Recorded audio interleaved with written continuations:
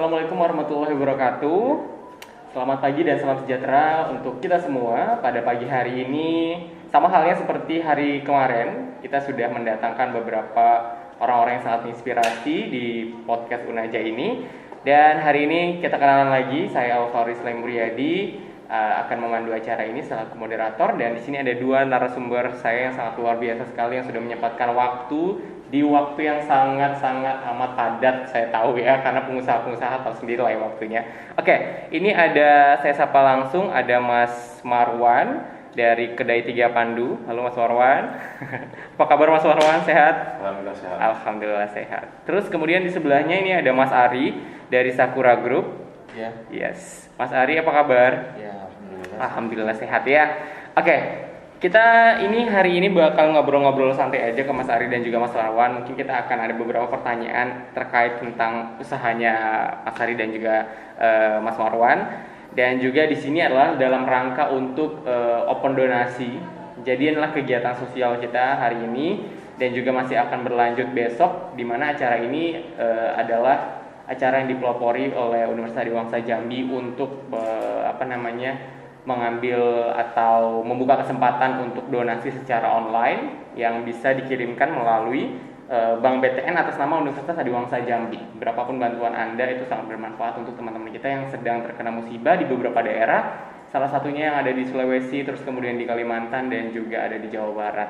Nah, langsung aja aku ke Mas Marwan dulu ya, dari Kedai Tiga Pandu. Boleh kenalin nggak? Kedai Tiga Pandu ini berdiri tahun berapa, terus produksi apa awalnya, atau memang dari awal sampai akhir memproduksi hal yang sama atau gimana tuh? Oke. Untuk Kedai Tiga Pandu itu berdiri tahun 2013, Mas. Jadi di tahun 2013 kita rintis dengan modal yang seadanya. Kemudian kita fokus pada saat itu karena kita gabungnya di organisasi pramuka. Jadi kita melihat bahwa anggota pramuka ini kan mempunyai kebutuhan, yakni atribut pramuka. Kita melihat itu merupakan suatu peluang, sehingga kita coba untuk menjual atribut-atribut pramuka. Nah, sampai sekarang alhamdulillah kita fokus utamanya tetap di atribut pramuka, tapi kita diapresiasi ke merchandise, piala, bordir, konveksi, dan lain-lain, ke advertising kita. Betul. Terus souvenir juga berarti ya? Souvenir untuk pernikahan gitu-gitu? Ya, kita main juga sablon yang bersifat sablon, mug, undangan, segalanya kita Advertising lah kurang lebih gitu ya. Terus kemudian untuk Kedai Tiga Pandu sudah punya cabang atau masih satu cabang atau gimana? Alhamdulillah pada saat ini kita sudah ada 4. Ada 4. Ya, di kota Jambi semua atau ada di kabupaten? Enggak, kita yang pusatnya di Sengeti. Oh, di Sengeti. Kemudian Di Muaro Jambi berarti ya? Di Muaro Jambi, kemudian satu di Kota Jambi. Kota Jambi. Kemudian satu lagi di Sungai Gelam. Sungai Gelam. Ya, karena itu di dekat Bumi Perkemahan. Satu lagi di Sumatera Selatan. Oh, ada yang di Bayung Lincir. Bayung Lincir. Wah, luar biasa ya. Terus kemudian Mas Ari, untuk Sakura Group ini kan didirikan pada tahun berapa, terus kemudian produknya apa aja nih Mas Ari? Oke, untuk Sakura Group berdiri di tahun 2019 bulan 9 tanggal 9. Wow, angkanya sengaja dibikin tanggal segitu ya? Ya, memang itu kita buat. Kenapa? Karena saya sebelumnya bekerja. Karena saya resign itu di bulan 8. Kerja di mana sebelumnya? Saya kerja di GlaxoSmithKline. Bergerak di bidang konsumer. Yes.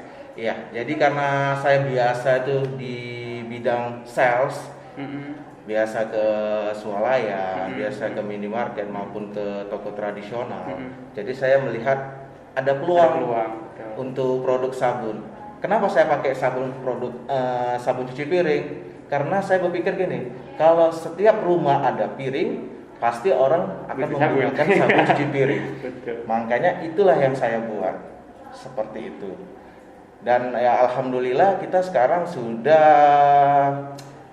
terdistribusi nih sampai ke seluruh provinsi Jambi, sampai Kerinci, kemudian kita Sumatera Barat sama Pekanbaru. Di Sumatera ya. Berarti awalnya hanya produksi sabun cuci piring? Yes, awalnya sabun cuci piring. Kemudian karena di bulan 4 itu ada COVID ya, saya menambah lagi yaitu hand soap. Oke. Selain hand soap ada produk lain lagi ya? Ya, sekarang saya juga jual bahan-bahan kimia. Jadi untuk pemain-pemain sabun, pemain-pemain parfum yang membutuhkan bahan kimia kita menyediakan. Ataupun pemain resin kita juga kita menyediakan, pemain fiber segala macam kita menyediakan. Juga bahan untuk jerigen, botol kita juga menyediakan. Seperti itu. Oke, baiklah. Berarti kalau dihitung tahun sudah berapa tahun ya sampai sekarang? Kalau hampir 2 tahun sih. Hampir 2 tahunan ya. Kalau Mas Marwan udah berapa tahun tuh kurang lebih? Tadi dari tahun berapa tadi? 8 tahun berarti. 8 tahun ya? Kita berdiri di tanggal 18 bulan 1. 18 bulan 1 ya. Oke, luar biasa. Nah, terus kemudian berarti saat ini untuk Mas Marwan dan Mas Ari, mungkin boleh bantu dijawab, apakah punya usaha lain atau pekerjaan lain, atau memang fokus di Mas Ari misalnya di Sakura Group atau Mas Marwan di Kedai Tiga Bandung? Mungkin Mas Marwan dulu boleh. Kalau saya sekarang fokusnya di Kedai Tiga Bandung. Memang sudah punya usaha sendiri, jadi udah nggak merambah kemana-mana ya? Ada niatan mau buka lagi yang lain? Saya dulu di tahun 2014 sampai 2020, saya coba mengabdikan diri di sekolah. Jadi tenaga pengajar ya. Tenaga pengajar, basicnya SPD berarti? Enggak, saya teknik mesin. Teknik mesin, ngajar di SMK? Ya, saya ngajar di SMK 1 Muaro Jambi. Cuman karena saya ingin fokus untuk mengembangkan usaha, memasarkan usaha saya ini, jadi saya pilih resign ya. Fokus di Kedai Tiga Bandung. Ya. Terus kalau Mas Ari gimana? Ya, untuk saat ini saya lebih fokus di usaha, kemudian untuk membantu pelaku UMKM juga pembinaan, baik itu dari segi bagaimana mendapatkan permodalan, bagaimana membantu mereka untuk laporan keuangan dan sebagainya, seperti itu. Dan juga ya kegiatan untuk seminar-seminar kita juga. Isi juga berarti ya, luar biasa. Coba kita tanya, apakah ternyata kuliahnya ini sama-sama apa yang diusahain? Coba aku mau tanya. Kalau Mas Warno sendiri dulu waktu kuliah ngambil apa? Saya S1-nya ambil teknik mesin. Teknik mesin. Cuman saya tetap mengabdikan diri di teknik mesin selama 5 tahun, coba aplikasikan ilmunya. Kemudian di tahun 2018 saya ambil strata 2, Magister Manajemen. Ya, dan saya rasa yang lebih passion dan lebih nyambung ke aktivitas sehari-hari saya lebih ke manajerial, Magister Manajemen. Iya, benar-benar di bidang usahanya ya. Bidang usaha. Good, luar biasa. Kalau Mas Ari sendiri gimana dulu? Kuliahnya jurusan apa? Saya jurusan Teknik Industri. Teknik Industri, TI ya. Terus bisa jadi usahanya bikin sabun ini gimana tuh ceritanya? Kalau buat sabun tadi saya melihat karena peluang, ada peluang nih yang saya bilang tadi. Setiap rumah ada piring pasti akan orang menggunakan sabun cuci piring. Jadi dari situ saya belajar di Bogor selama seminggu. Saya mendalamin untuk bagaimana meracik produk tadi seperti itu. Sehingga saya bisa membuat di Kota Jambi sendiri. Berarti ikut ada pelatihan juga waktu itu ya. Good. Berarti gitu ya para mahasiswa ya yang lagi nonton atau mungkin ini nanti ditayang di YouTube. Jadi sebenarnya nggak mesti kamu harus jurusannya kewirausahaan atau S1 manajemen atau misalnya bidang-bidang bisnis lainnya gitu ya. Nggak mesti harus lulus farmasi loh bisa bikin sabun kok. Gitu ya. Jadi berarti tergantung sukanya di mana, passion di mana, dan menemukan peluangnya di mana, hajar gas gitu ya. Oke, untuk waktu sendiri kan sudah pernah nyobain kerja sama sekarang usaha. Kira-kira lebih punya waktu kebebasan waktu kerja atau malah pada saat waktu punya usaha? Kalau Mas Marwan gimana? Kalau saya jelas saya rasa di usaha ini kan kita bisa kapan saja bisa kita tinggalkan, bisa gitu kan, bisa kita fokus gitu kan. Kalau untuk waktu sih saya rasa ya, pengusaha itu punya waktu yang banyak, fleksibel ya. Banyak juga kerjanya gitu, bisa 24 jam. Kalau saya kosong ya kosong. Kita yang menentukan waktu kita. Good. Kalau Mas Ari gimana? Ya, kalau untuk atau malah lebih sibuk sekarang daripada waktu masih kerja. Ya sebenarnya sih balik lagi ke diri sendiri ya, bagaimana kita untuk bisa mensiasati waktu-waktu tertentu, karena kita sih untuk sekarang ini saya juga ada beberapa hal ya, contohnya nanti ada dari kunjungan dari Dinas Pariwisata juga ya, mungkin di siang hari ini untuk kegiatan industri kreatif ya. Sebenarnya kalau untuk free-nya pasti lebih free di usaha, pasti itu. Karena saya dulu waktu saya itu di rumah itu paling hanya seminggu kalau waktu kerja.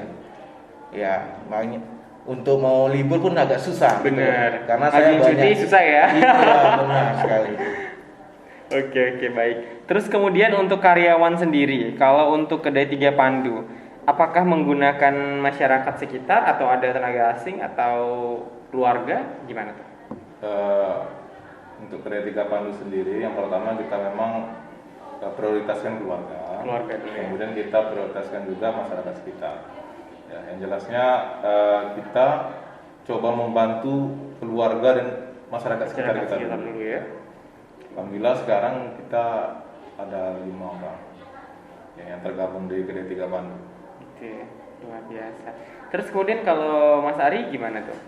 Ya, kalau untuk pekerjanya. Untuk pekerja sih saya untuk saat ini memprioritaskan seluruh kota Jambi. Kenapa? Saya punya program ambil produk pagi hari, store sore hari. Jadi untuk orang yang masih menganggur bisa bekerja ambil tempat saya. Jadi dia tidak menggunakan modal. Kemudian orang yang pengen sampingan juga bisa ambil produk saya dengan menggunakan hanya KTP Kota Jambi saja. Jadi mempermudah, itu salah satunya.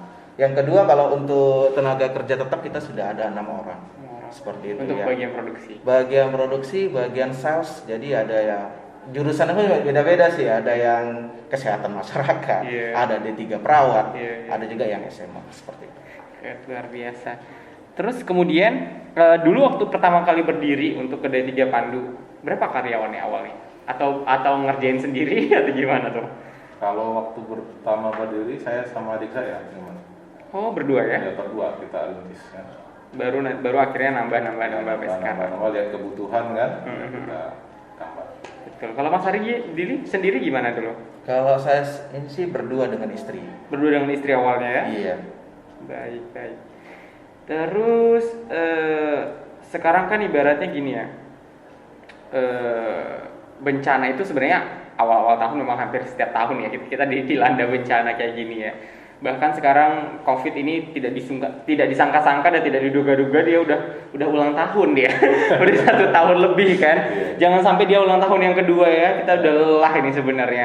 Nah, untuk usaha dari Mas Ari dan juga Mas Marwan, ketika pandemi atau misalnya ada bencana-bencana yang lain, kalau Kota Jambi atau Provinsi Jambi pada umumnya sih sepertinya bencananya insya Allah dan sampai sekarang kayaknya belum yang gimana-gimana, paling banjir itu juga di beberapa titik ya.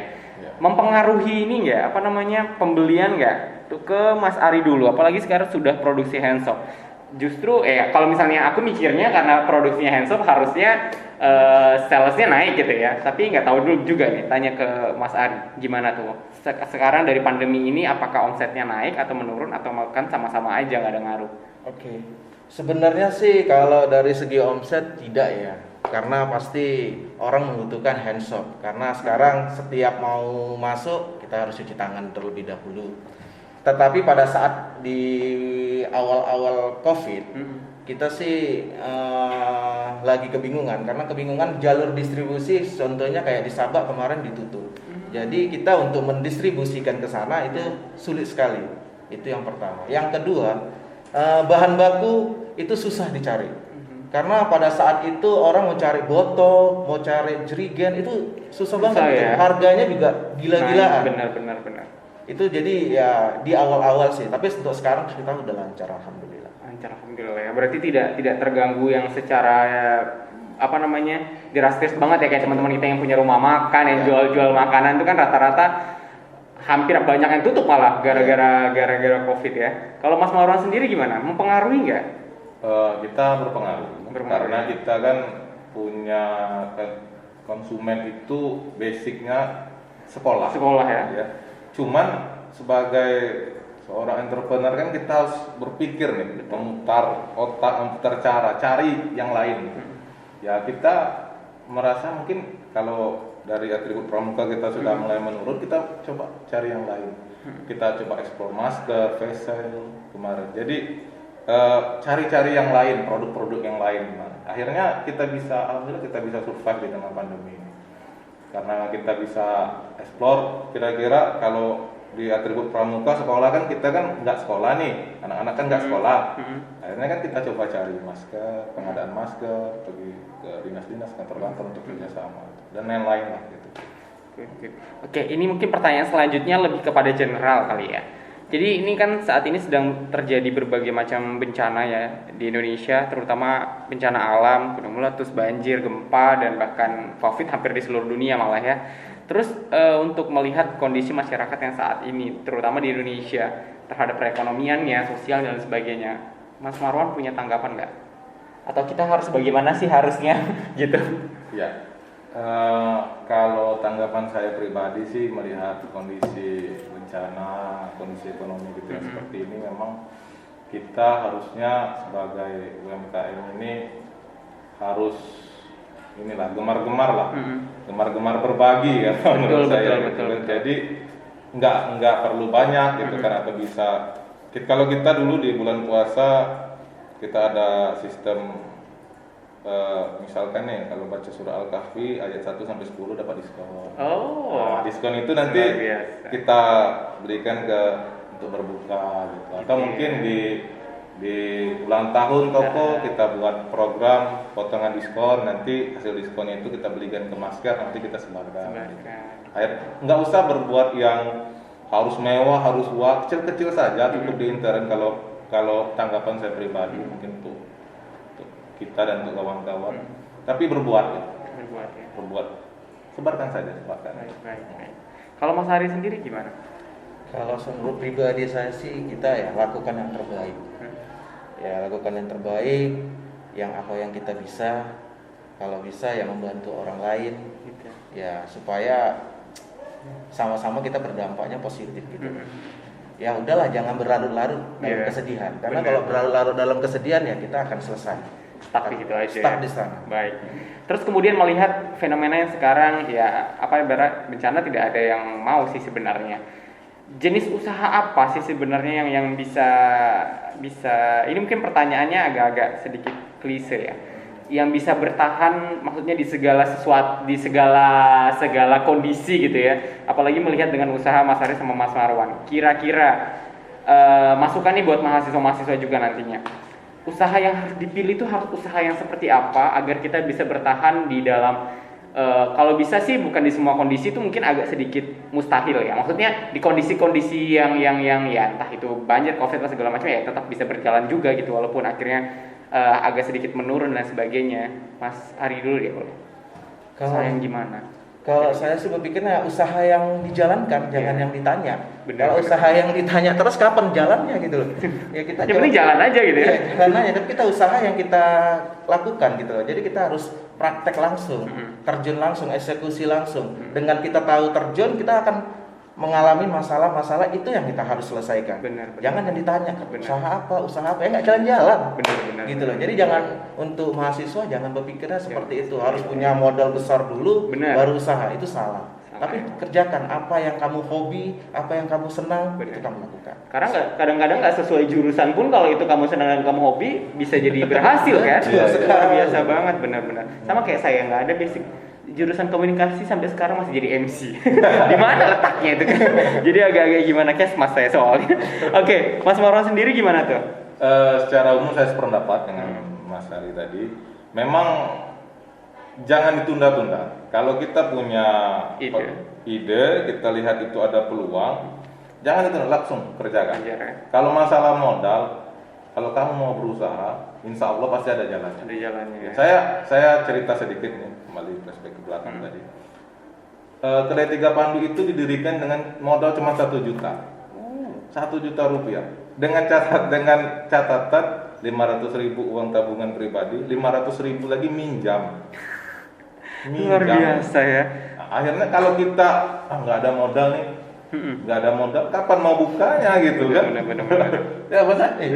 Kapan mau bukanya gitu kan? Saat saya melihat itu peluang, saya punya ide, lihat ada peluang, dengan modal seadanya kita laksanakan. Masalah-masalah pasti ada, kekurangan modal dan segala macam pasti ada. Benar-benar. Tapi pasti ada jalannya, tidak mungkin buntu kan gitu. Betul.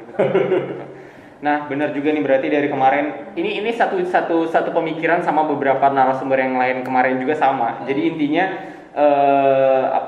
jangan pernah takut untuk, akhirnya kalau kebanyakan mikir ya anak mahasiswa atau semua teman-teman nggak jalan-jalan, akhirnya yang tadinya usaha apa segala macam yang ada di otaknya itu udah hilang begitu aja gitu, karena kebanyakan rencana no action tadi kan. Nah terus kemudian apa yang bisa di-share ke mahasiswa untuk sekarang kan untuk Kementerian Pendidikan sendiri sudah mulai program namanya Kampus Merdeka, Mas. Kampus Merdeka ini harapannya adalah para mahasiswa disiapkan untuk menjadi seorang entrepreneur, harapannya sesuai dengan bidangnya. Tapi walaupun tidak, karena di negara-negara maju itu pasti entrepreneurnya populasinya banyak banget. Itu baru bisa kita bisa jadi negara maju harus jadi entrepreneur dulu kan. Nah, ada masukan nggak buat mahasiswa-mahasiswa sekarang, terutama yang di Universitas Dewangsa Jambi, untuk agar dia bisa mau memulai usaha, terus kemudian untuk mau punya punya passion di bidang sana dan lain-lainnya gitu, pesan buat mahasiswa. Untuk ke Mas Ari dulu coba deh. Ya. Menurut saya, bagi adik-adik nih mahasiswa atau mahasiswa yang ingin jadi entrepreneur, ya apapun ide kalian, apapun yang ingin kalian lakukan dan punya plan, eksekusilah gitu loh.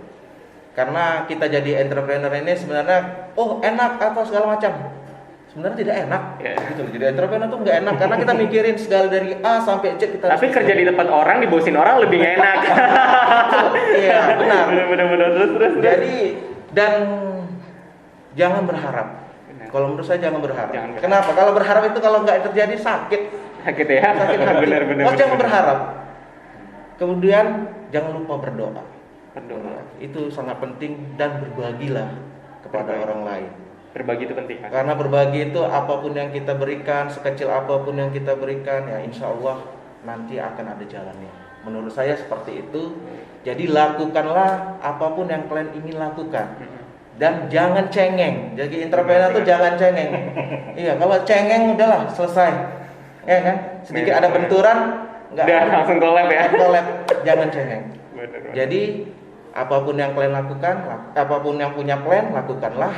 Kemudian jangan lupa berdoa. Jangan cengeng, dan berbagilah. Berbagi. Itu dari saya. Baik. Kalau Mas Marwan sendiri gimana?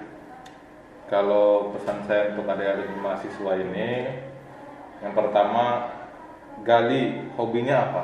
Potensi dalam diri. Iya. Potensi diri kita apa? Ya. Misalkan kalau saya pramuka, kalau mungkin yang ada bersepeda, mancing, itu semua hobi kita itu pasti membutuhkan uang. Betul. Ya. Nggak ada hobi yang nggak ngeluarin uang, ya kan? Hobi kita melamun aja, kita melakukan uang kan? Waktu adalah uang. Oh benar. Jadi melamun adalah uang kan? Iya. Analoginya kan gitu Mas. Benar. Nah, jadi kenalin dulu tuh hobinya apa. Kalau sudah kenal hobinya apa kan, nanti di list. Kalau saya biasa sarankan ke adik-adik ya, di list. Saya kan hobinya pramuka ini butuhin apa aja sih? Oh iya benar. Ya, bersepeda ini butuhin apa aja sih? Mancing ini butuh apa saja sih? Ya. Pasti yang kalau dia bilang butuhin, pasti ada uang di sana. Nah, kalau kita sudah melihat uang, itu berarti ada peluang. Betul. Karena ada ang sama ang itu. Benar. Uang ada peluang di sana. Benar. Nah, kalau kita sudah lihat ada peluang di sana, eksekusi. Sebelum eksekusi, jangan lupa minta ridho orang tua. Iya, kalau saya datang mau orang tua. Maaf Pak, saya mau buka usaha. Usahanya apa ini? Kita bawa planning kita tadi. Nah, minta restu orang tua, lakukan. Kemudian setiap waktunya itu adalah pembelajaran. Setiap seiring waktu yang kita jalani hari demi hari, minggu demi minggu, itu adalah pembelajaran. Kalau yang namanya pembelajaran, pasti ada evaluasi di situ. Nanti kita yang akan mengevaluasi sendiri. Kegagalan kita evaluasi, keberhasilan kita syukuri, kan gitu. Nanti kalau sudah seiring jalan, sudah berbagi itu kunci untuk meningkatkan omset kita. Ya. Baik. Terus untuk Mas Ari dan Mas Marwan, sama seperti UMKM yang lain, saya nggak tahu ini terjadi sama Mas Marwan atau sama Mas Ari juga atau tidak.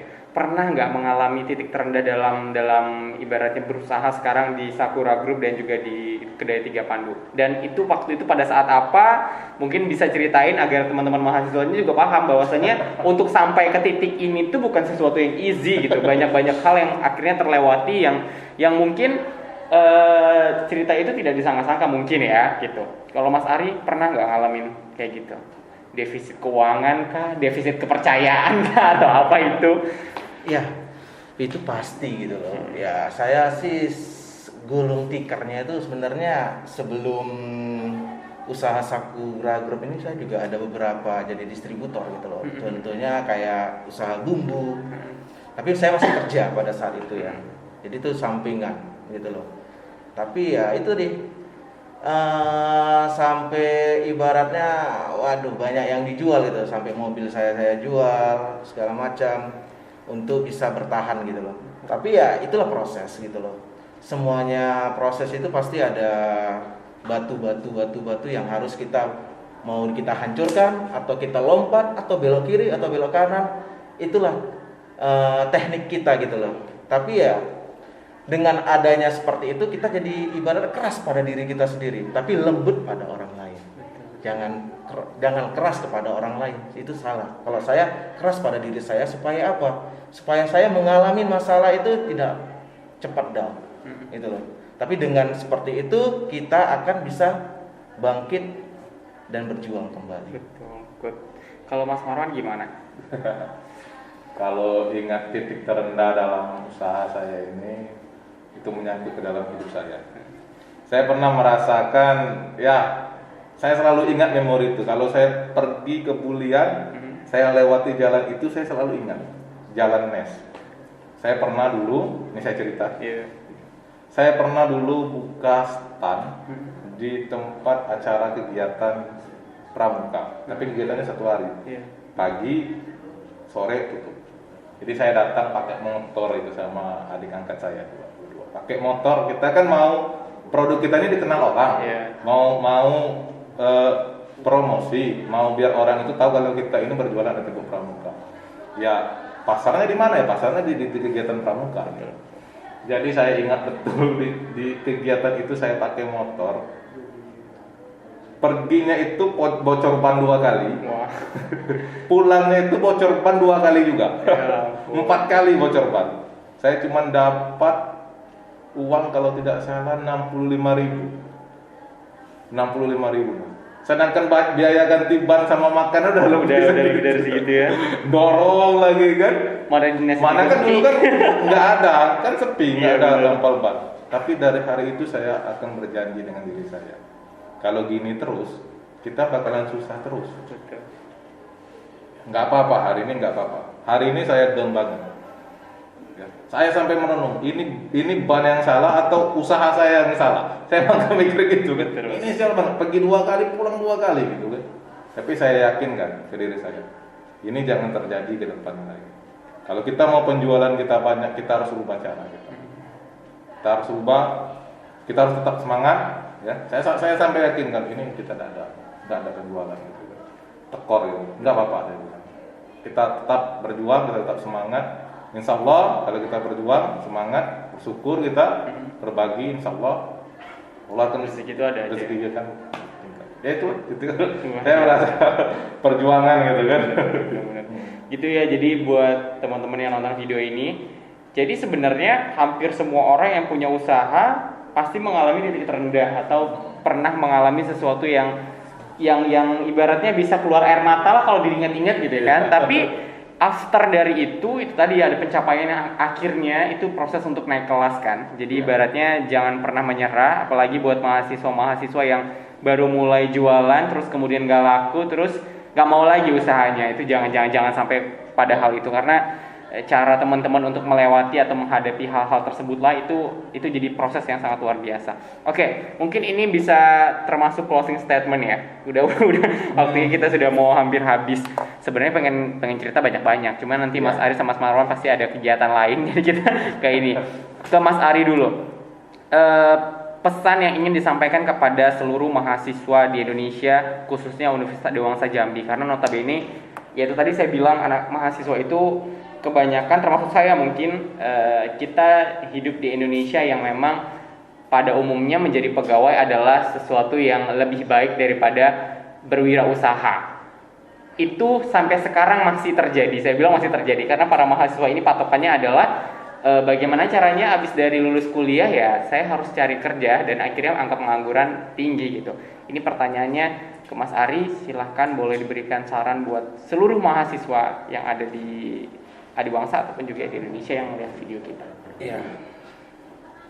Kalau menurut saya untuk adik-adik mahasiswa ini adalah saatnya kalian berwirausaha. Kenapa? Pada zaman saya dulu itu sangat susah untuk berwirausaha. Kenapa? Karena zaman dulu kita mau berwirausaha itu harus punya tempat yang besar, toko gede, kemudian ibaratnya harus di pinggir jalan, harus punya pabrik besar. Kalau sekarang kita sudah gampang, internet sekarang udah lebih maju, udah ada Instagram, udah ada Facebook dan segalanya. Jadi untuk mempromosikan lebih mudah dibandingkan saya dulu zaman dulu gitu loh.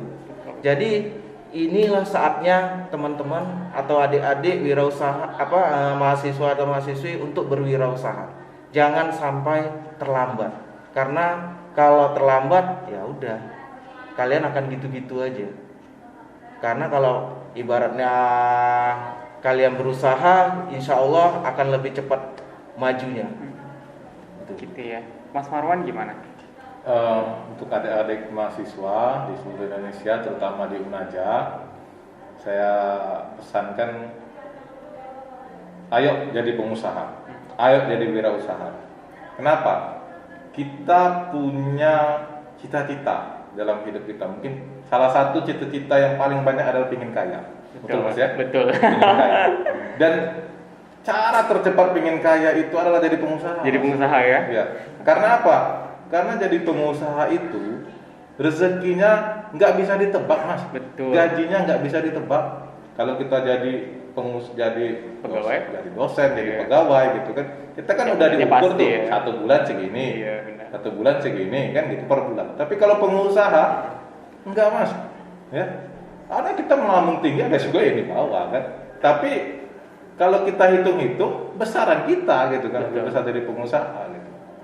Kemudian ingat, setiap kampus rata-rata 1 tahun meluluskan berapa orang? Betul.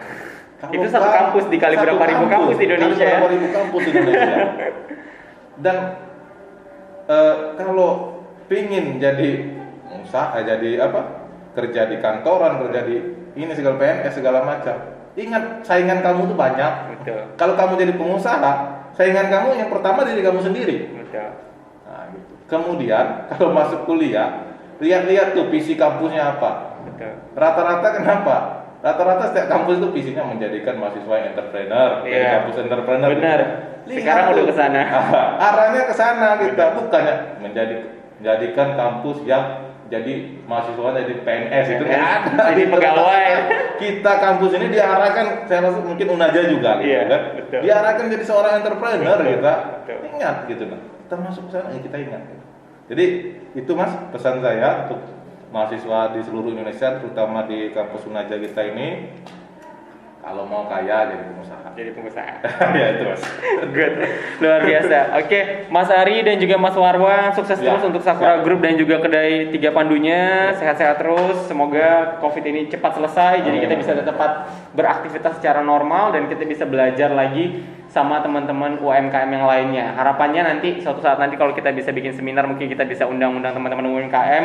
Makanya semoga pandemi ini cepat berakhir. Jadi bisa sharing, ketemu langsung sama mahasiswanya biar langsung keren gitu mereka semangat untuk bisa jadi wirausahawan. Oke, itu aja yang dapat disampaikan hari ini. Saya ingatkan kembali untuk teman-teman sekalian atau para mahasiswa atau siapapun yang nonton video ini boleh menyalurkan donasinya secara offline, secara online dan juga offline ya di Universitas Dewangsa Jambi dengan rekening BTN yang tertera di brosur yang sudah di-share di Instagram kita.